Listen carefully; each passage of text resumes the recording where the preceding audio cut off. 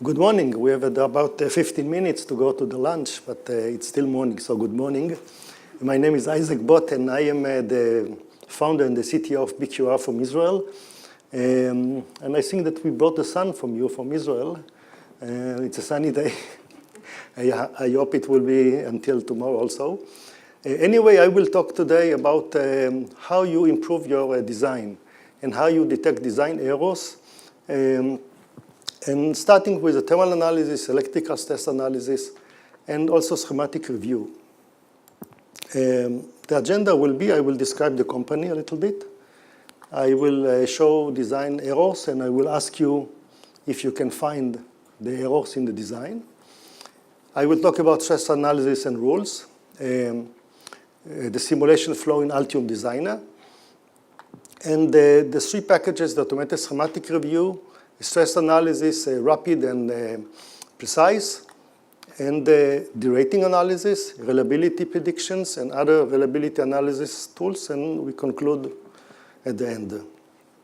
So a little bit about our company. We established the company in '89 as a consultancy company in Israel for the defense industry, and in reliability analysis, mainly to improve the design in EDA. And then we moved also to mechanical design automation, PLM, CMMS, EAM, ERP, and IIoT. I believe that you're familiar with those. And we did thousands of projects from 30 years, and we gained a lot of knowledge how a system break and fail. And then we started to develop a software package that detect design errors. We have a team of electronic engineer, mathematics, physics, and they, first of all, they did the consulting project, and then they helped to develop the software, and now we have also programmers that develop the software. We have worldwide customers, and our main idea is that we can take any system, as complex as it is, to break it down to components, and then to build up again the system from those components. And you know what are components? Resistors, capacitors, and so on. So the idea is to model those components on the lower level and to build up a system based on the netlist and how you create your design. We are involved in a lot of industries. You can see here the list. Everywhere that you need electronics design, we are there. You can see here a list of our customers. One of our Vceo's customer from the States is using our software.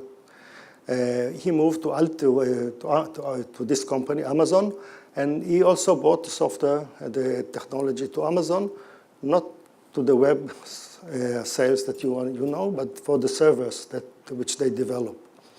You can see also the major defense companies in Israel they are using. And Israel, it's almost a must to verify that your design is free from design errors using the technology which I will show you today. You are familiar with those issues? If someone face it, can raise their hand. Okay. So what happened? Product recall. If it's in the side of the customer, if it's in the lab, you still can correct it easy. So today we are to show you a technology how to prevent those design errors in the schematic phase, not in the PCB phase, but in the schematic phase, which is much more easier to correct. So what is the traditional flow? We start with schematic. Normally you do the DRC and visual inspections. You go to the layout. We are in this side. We are not in the prototyping or PCB layout, but the product should go to a prototype manufacturing, and then you do all those tests. And if you detect a problem, you go back and you make a redesign. Of course, if the customer detects for you the error, it can cost you a lot of money. But if you detect it during the design, it's very cheap to correct. And our idea is to detect those errors during design. And we are doing with this fiXtress technology. After you check your design, mostly when you do all those tests, you don't find any design error. Of course, you can still find problems like the manufacturing errors and other problems, but from the design point of view, the design is robust. And it saves you a lot of time of schematic and visual inspection, debug your schematic, reduce your respins, and also it's improved the documentation process because we need some data that you should put in the design, and later on, it's a benefit that this data exists in your design, and after a year or two, and you want to make a change, you have this data in your schematic, and you don't need to ask for that. So this simplified the process, and today there are a lot of ODMs. I don't know if you're familiar. Those companies, they get a spec, and they design a special PCB for you, or you design it for them. And it's very difficult to verify that the design is okay. Mostly they do all those tests. And the idea here that you can detect those designers before the ODM send to you the design. And this means the design is good and with a high quality. This is one of the ROI from one of our customers. So he did it as statistics about on 51 boards, invested about $350,000 here. So this is cost. And you can see various blue picks, how much is saved in specific project. And he also drew the amount of money that he saved. So together he saved this $3.5 million, while he spent $350,000. But in really, he saved much more because some of the failures that we have detected in the schematic, he could not detect during test, only by the user. And then the cost came up to 35 million that he saved, and it's not shown in this graph, but he told us that the real save was 100. The ROI, return on investment, was 100. Another customer that gave us these statistics about 14 boards, and you can see the number of pads, the components, the net quantity, and the number of errors that he has detected. In this case, he made the calculation, but give us the number. The ROI was 1 to 35. This means that for every $1, he saved $35.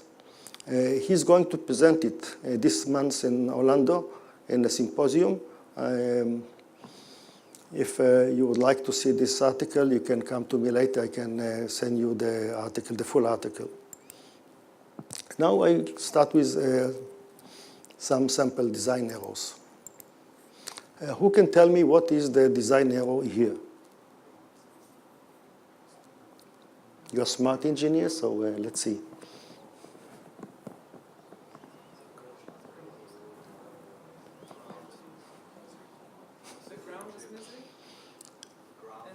The ground is missing, right? Yeah.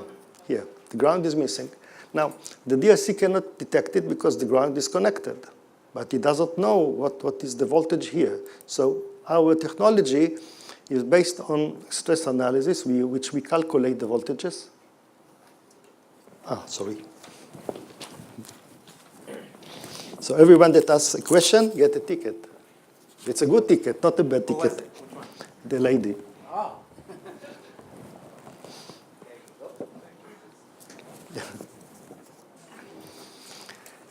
So the concept here that we are doing stress analysis, this means we are calculating the voltages across every net, and we found that the voltage here is above 0. So we know that this is a floating ground. Another design error, this is easy.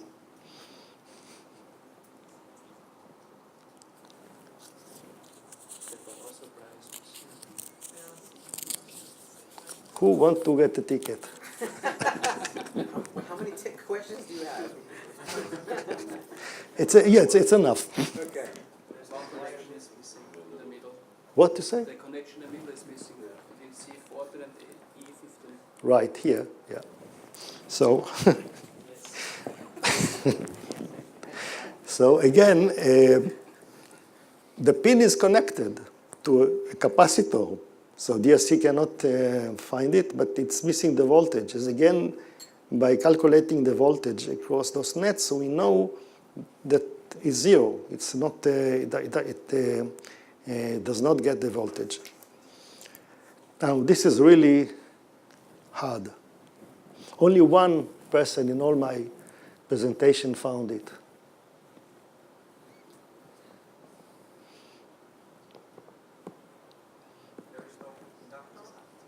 Excuse me? No.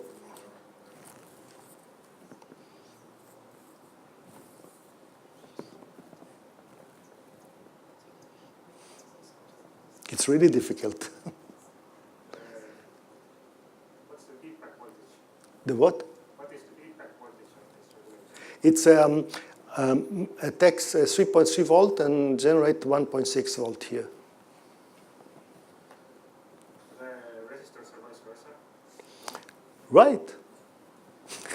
The second one. Yeah. The one with the purple shirt. Okay, so the engineer make a good calculation of the resistors, but he switched them. And then what happened, it generated 4.8 volt here. And it will burn the circuit.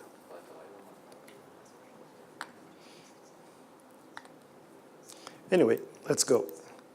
Here it's another one, but I will now explain what is there because it's, you have here Zener, which generate 12 volts.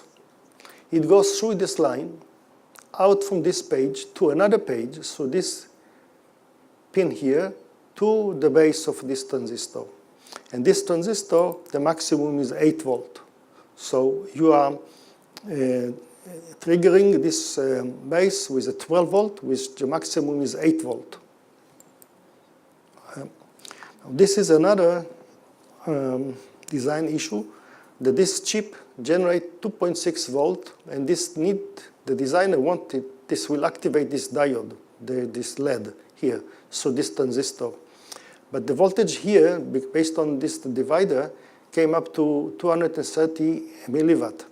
And this transistor needs 600, so it will never work. Even if try to trigger it, this LED will not LED. Now, let's take this, the same chip, it can work on the other side. Now you provide the same chip, an input. And you should specify the digital signal. The one logic is above 2.3, the 0 below 1, and the voltage which came here is 1,005. Nicht in here, nicht in here. It's and also, it's again, it's something that sometimes will work, sometimes not. It's not robust. So you don't know what will happen. Now, what is stress? Let's take that you go into a lift with 5 people, 100 kilo, big guys, and the cable is only for 500 kilo. You think it's okay? No, the lift. Yeah, of course, the lift, but theoretical, let's say. The lift is 0, okay. Statically it is okay, but the lift wants to move, then it is not. No, but if another 2 people goes in, you know, like this, it's okay? No. So if we calculate what happened in this case, after 10 times, the cable will tear, the people will fall. So what we do, we take a thicker cable, which can carry at least 2 tons. And if you have another 2 people that goes in, it's still okay. And now you can run it 1,000,000 times. We call it derating. Okay? We derate, in this case, the cable strength to 25%. What happened in electronic, it's the same, but we don't see that like here. So if you don't take care about the stress derating, you get something like that. And how it works, the manufacturer of the component gives you, in the datasheet, the 100%, in this case, power, okay, let's say 1 watt, up to 80 degrees, and then you need to derate. So the manufacturer tells you, don't work in the red area. But if you don't have derating criteria, I saw engineers that said the manufacturer gives you 1 watt, why I should not power it by 1 watt? It's the same as the cable in the lift. You will never go in the lift of 100% stress. You need to derate it. So a good derating profile is at least 50% up to the maximum here. In cable, we don't have junction temperature or ambient temperature. In electronic, we have it. So you can see that the recommended safe area is the green one. Over derating is the yellow, which is not recommended, and of course the red one. So the idea is to calculate for every component the actual stress and keep it in the green area. If you keep it in the yellow, in the red area, you will get failures. Maybe not now, but within a month or 6 months and a year, it's starting to grow, and the design is not robust. Now, if we look into that, this axis is temperature, and this is the chance for a failure, okay? And every line represents, let's say, take all the components in 10% stress. So you can see that the chance of failures grow slowly. If we're starting to increase the stress above the component, we can see that it goes to the left, and if we have 100%, it almost goes straight up. So don't power any component with a 100% above the stress. In this case, once we do this analysis, it's a sample of a design that you can see that it's also reducing the power dissipation. In this case, almost 4 watt. After the analysis, we came up to 3.3 watt. So it's about 20% reduction of the power consumption. So only think about that every electronic that you design, you can reduce the power consumption by 20%. It's fantastic. And in the same time, you increase the MTBF, the mean time between failure, the reliability. In this case, before it was 387,000 hours, and after you get 458, much more time before the failure. So how it works in Altium? So in Altium, the plug-in software generate a few files, that the BOM, the netlist, the pin files for the chips, and the ICD. The ICD is the signals on the connector. Since it's a real simulation, we need to know, we need to power the PCB as like in real field. You cannot just say, okay, I make a simulation without the power and also without the loads. We need to also to put the loads. And so this plugin generates those 4 files, and we are starting with the first step, automatic schematic review. There are 3 types of failures or design errors that we can detect. Common, it's 17 groups, everyone is about 20 rules, about 200 rules together. Connectivity, that you can design your own rule. I will show you later what is a rule that you can define yourself. And chip interconnection, for example, if you have a DDR and a CPU and you want to connect them together, it's very difficult, and there are a lot of rules. So we found about 22 rules. We built up a hierarchic rule list, and you draw and you run it, and it tells you if you did the wrong connection, if there is a failure or a wrong connection, you can, the tool provide you the information.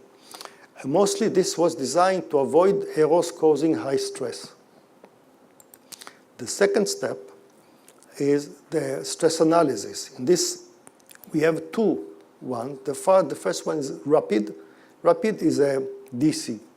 You can also use it on a non-completed design, page by page. to see if you just select the right power rating of the component without going into details. And of course, after that, we have another schematic review. It's mean now we know the voltages, the current across the pins and the nets. Now we can have another layer of rules that checks for us the design. If you remember the one with the 1 digital and 0, we calculate the exact voltage and we know exactly where it is. And in parallel, after the design is completed, we do the precise. The precise is a full Kirchhoff and Fourier analysis, while this one is a simple Ohm law analysis. And you do that before you go to the final layout. And again, after that, you have the automatic schematic review. Again, we calculate the voltage, and we have rules that you can check about the voltage. In some companies, the rapid is used by the designer itself, and the precise is used by the NPI group or another department that provide or give services to the designers. All of them are using the libraries. And after that, once we have the actual power, volt, and current above every component, and remember, we are on the schematic level. We are not on the PCB. We don't have yet the thermal analysis. So what we do? So we develop a simple utility. We call it mini thermal analysis, which calculates the average temperature rise of the PCB from the cold plate. And then we have the cold plate temperature, the delta T, and we have also the delta T for every component based on the power dissipation in theta JA and theta JC. So we get an accurate, in this level, temperatures, and then we can do stress derating. If you remember the graph, we need to know the exact temperature where we are. We cannot guess it. So we do the stress derating analysis, and we have derating models that support it. You know, aerospace, defense, and commercial may have different models. And after that, we can make the MTBF prediction, and this goes back with the plug-in that goes into Altium. I will show you in a minute the real program. What we have in additionally developed the last few months is a multi-board integration. It's very important when we found that sometimes we do analysis on a single board, 2 single boards that are somehow connected, but every PCB is okay. But once you connect them together, you see another layer of design errors that you could not see before. For example, if you have a big PCB, if you want to divide it, to split it in 2 PCBs because you don't have room, and you need to connect by connectors. And somehow you put the load on one board and the source on the other board. And in real life, you can put one PCB in the power, the second not connected. So if you don't have the load, it burned. So you need to make the simulation to check if every board is working separately or together. This makes your design more robust. Okay, how it works. So in the Altium, we generate the data. It activates the fiXtress. This is the technology that we are using. And this technology generates the reports, which are back annotated to the Altium. So this is a picture from Altium. You see here the design. And the colors represent the junction temperature of the chips. It's already got the data. And you can see the table of the overstress components, for example. In this case, I will stop and will show you the real one. So this is the Altium 18 with the design there. And you can see the fiXtress document is here. It's integrated in the Altium. I click on it, and I get the document of the fiXtress, the plugin in Altium. So it consists on several tabs. The first one is setup, that you provide the match between the fields. It gives you also the pin file automatically from the design. It gives you what type of signal is it. You get the netlist. And I don't show the whole process, I show you the results. You get back the results with the exact stress for every component. You see also the failure rate, the component with the highest failure rate at the top. This is the big chip which was inside. And you can see the red ones are the overstressed components. So what I can do, if I have a long bomb, I don't want to scroll up and down to find, I can just click here, show critical components, and I see only the overstressed components. And if I take the first one, for example, I double click on it, so it jumped to the schematic and zoom in and gave me the component with the stress problem. And in this case, this is a 6.3 volt capacitor powered by 5 volt. If you remember the general rule of 50%, it's break this low, so we need to have a higher or a bigger capacitor. Let me go back to the presentation.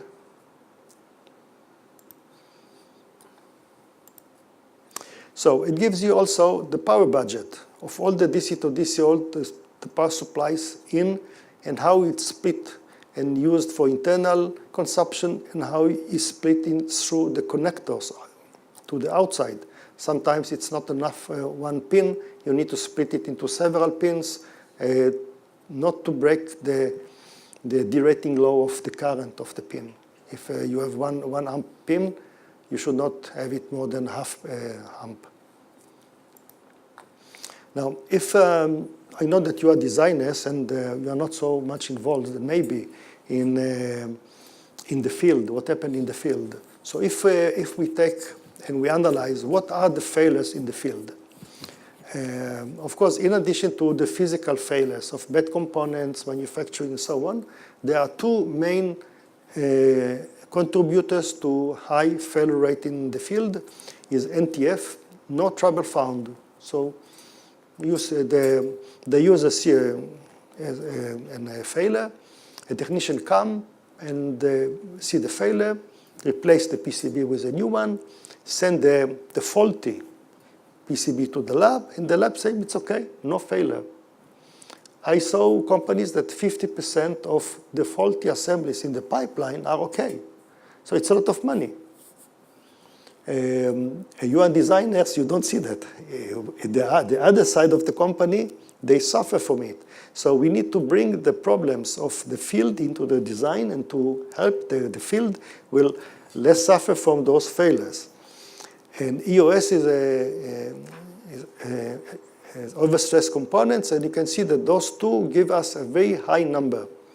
Now, regarding to the no trouble found, a simple reason why is, let's take this chip which can generate 12 milliamps, and those 4 chips need 5 milliamps. So if all the 4 are open and they need 20 milliamps, this generate 12 milliamps. So what happened?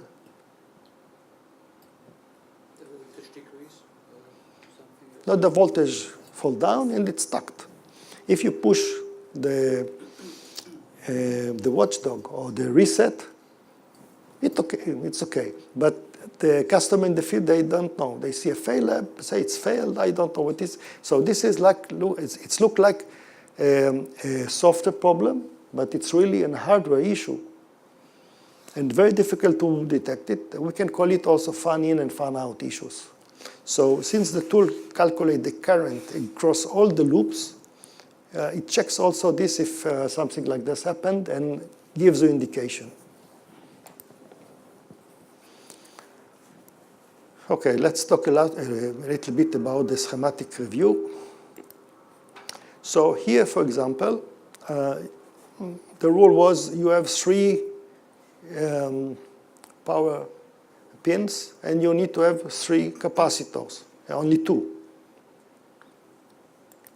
Another rule, you have a crystal, and you should connect 2 capacitors in parallel. So you can define a rule, and the capacitor should be in a specific range. So if someone forgot to put the capacitors, this rule will pop up and tells you you need to put the capacitor. And this rule is something that you can create, or you can create your own rules for your own design. Here it's a resistor issue. The range of the resistor is not in the right value. Sometimes those errors generate for you high power consumption. Okay, what is the rapid and the precise? I combine them together. So let's take, you have a circuit, this is a resistor in one sheet, and this is another page, and you need to calculate this resistor. It's a 3.1 ohm. If you do that manually, we did it to show, only to verify that our result is okay. We've calculated this is 3 milliamps, and from that current we can calculate what is the resistor. And we can see that from the simulation, the result is almost 2.99. Another issue, it's this resistor here that we calculate. Manually, it's a 125 milliwatt. In real, by the simulation, it was 126 milliwatt. Quite okay. So after we did the stress analysis, the rapid and the precise, we calculate the voltages, the current across the net. We are doing some other additional checks. In this case, this Zener in the schematic, it's okay. It's on the right direction. But in the symbol, they just inverse it. So even the circuit is okay. When you go to manufacture, you will find this issue. So what is the mini-thermal analysis? So what we do is this. Since we know the power dissipation, the thermal model for every component, it means the theta J A, theta J C, number of pin, type of the package, and we know the actual power dissipation, we built a virtual map of all the components, and we create an equation and we solve it. And then we come up to only one number. It's the average temperature rise of the whole circuit from the cold plate or from the environment. And in this case, this one. Above that, we are adding the exact power dissipation, and we get the junction temperature. This picture, we are not producing it. It's after. Just to verify what we did, what the calculations, and while we verify, we found that the accuracy is about 2 to 3 degrees. So it's okay during the schematic. Later on, of course, you need to do such analysis to verify that really it's correct. You need also to know that we are not taking into account the reaction between one component to another, but we are taking into consideration the airflow above the component and the thermal model, including the heatsink. So customers are saying to us that after many projects, that the accuracy is very good. So they think about to not doing that. I tell them, you should continue to do that because you never know. Because an airflow or the reaction on the height of the components which are not taken into account can be a problem. And in this case, you can see this resistor, for example. It's a 5-watt resistor powered by a 4-watt resistor. From the derating curve, it says that 31% you should, which is a 1.55 watt. So if you divide the 4 with the 155, you get 260 almost % over the rating. But if you look from the maximum rating, you are still okay. So it's not enough to check that 4 is below the 5. You need to check also that the 4 is below after the break of the temperature. And in this case, it gives you a recommendation to select a resistor which the power rating is greater than 12.89. Of course, there is no such resistor. You can take a 13 or 14 or 15 watts. That will be okay. It gives you also the list of all critical components. Every component you need to go to correct it, and then you make your recalculations, and the idea is to get 0 overstressed components. Now in derating, it's not so easy, because it's not only a power or a current. You need to, in some components, there are many parameters that you need to derate. So we put here, for every type of component, several types of stress parameters, and this depends on the model that you are using. Aerospace models, for example, they take much more. Commercial are more conservative, so they deal only with 1 or 2 parameters. But the technology helps you to calculate all of type of parameters, and which make it easy because everything is there. You just need to select which one you want to use. Finally, we come up to the MTBF prediction. The MTBF prediction, if someone is doing MTBF prediction, 1, 2. Okay, so you know in MTBF prediction there are 2 methods, parts count and parts stress.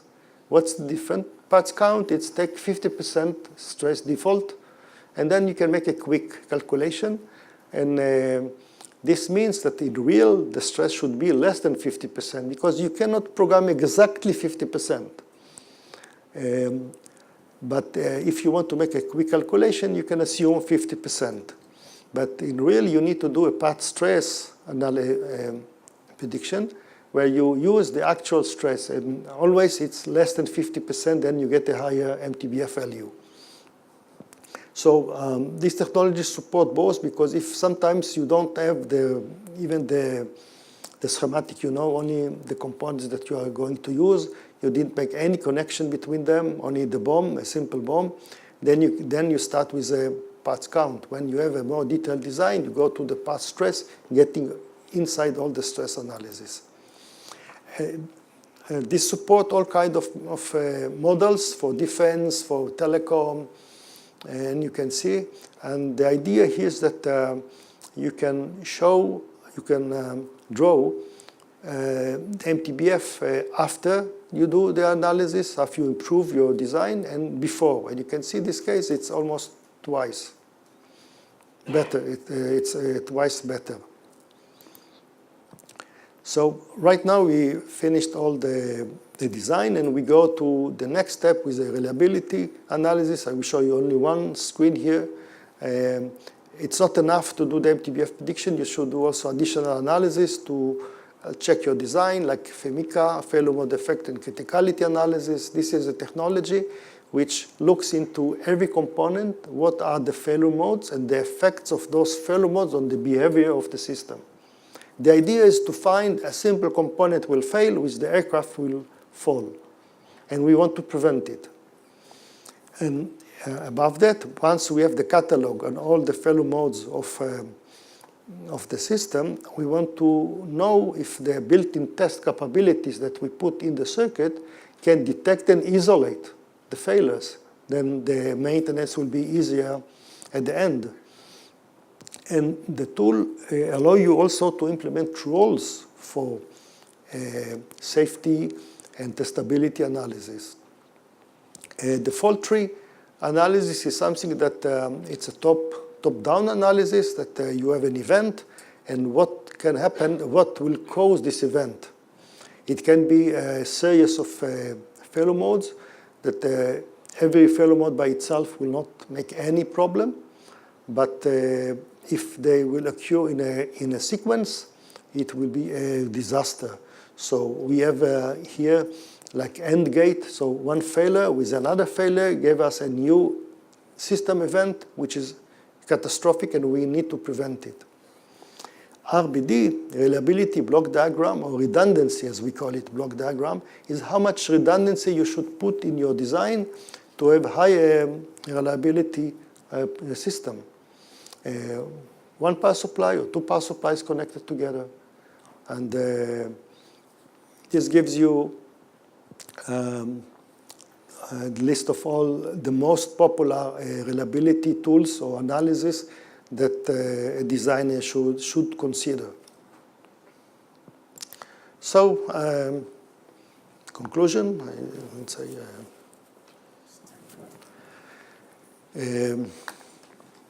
so you can see that this technology helps you to create a more quality design. The design will be more quality. We integrate everything in the Altium, so you can just use the plugin and use everything from the design.